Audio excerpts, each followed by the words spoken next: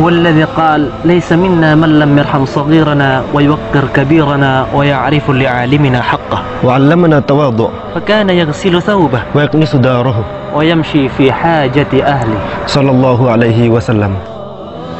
وهو القائد الذي كان يحكم نصف العالم، ورغم ذلك كله كان يحب المساكين ويقربهم. كيف لا نحبه وهو الذي دلنا على خير الدين ونقلنا من عبادة الناس والأصنام والأوثان إلى عبادة رب العالمين. إن حب العالم لمحمد عليه الصلاة والسلام هو انعكاس للحب الذي زرعه في قلوب العالم. وكيف لا نحبه وهو نبي الإنسان يحزن لحزن طفل مات عصفوره. وهو الذي قال: يرحم من في الأرض يرحمكم من في السماء. كم نحن بحاجة إلى تلك الرحمة في عصر هانت فيه علينا دماء المسلمين.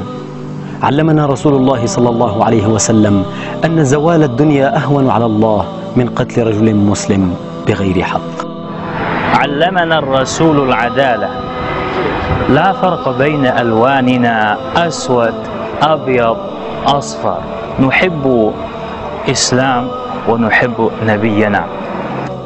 علمنا رسول الله صلى الله عليه وسلم كيف تعيش العسرة على مبدأ المحبة. أتينا إلى المدينة المنورة لنسير على خطاه ونتعلم سنته صلى الله عليه وسلم. عرفنا في محبته صلى الله عليه وسلم السعادة، ونريد أن ننقلها إليكم. نحبك يا رسول الله ونفديك بأرواحنا. ويا من تحاولون الإساءة لنبينا الكريم، تعالوا واقرأوا سنته واسمعوا كلامه. ستعلمون حقا أنه ما بعث إلا رحمة لكم، ستحبونه صدقوني.